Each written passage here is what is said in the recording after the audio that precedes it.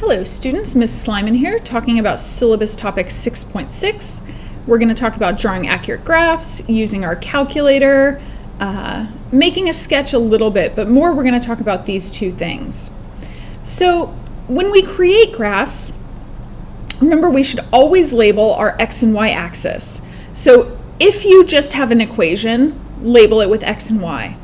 Otherwise, make sure you use the descriptor for what each variable stands for as well as units. So we want to make sure we include our units.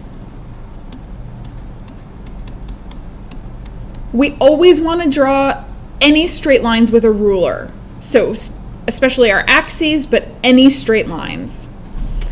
Graphs should always include our intercepts. So the x and y intercepts, the maxes and mins, and points of intersection.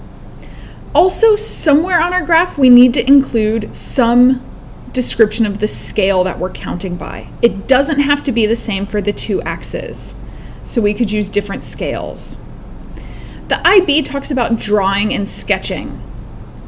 If we draw, that's something that is going to be done on graph paper, and they're going to tell us what scales to use, so make sure you follow them. If it's a sketch, that's going to be in paper 1. We're going to answer in the box, and you make your own scale, but definitely you indicate the scale.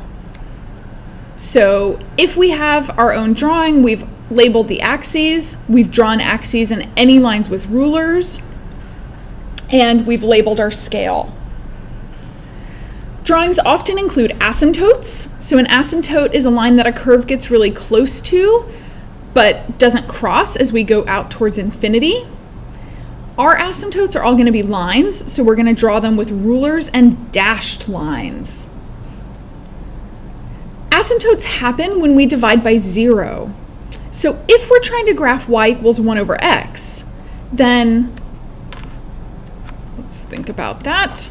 So if we have y equals 1 over x, then if x equals 0, I would have y equals 1 over 0, which is undefined. So that's never true. That means x equals 0 becomes an asymptote.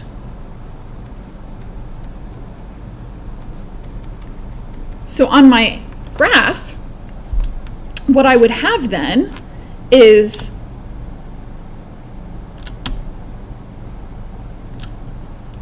my axes, and then where x equals 0, I would have an asymptote. So I would draw that in with my dashed line and then draw in my curve. 1 over x would look something like this.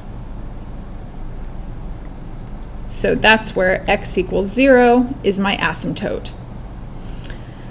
So we also, in this case, have a horizontal asymptote. That's the line y equals 0, because again, we're getting close to it, but not crossing it as x goes to infinity. Exponential graphs have just one horizontal asymptote.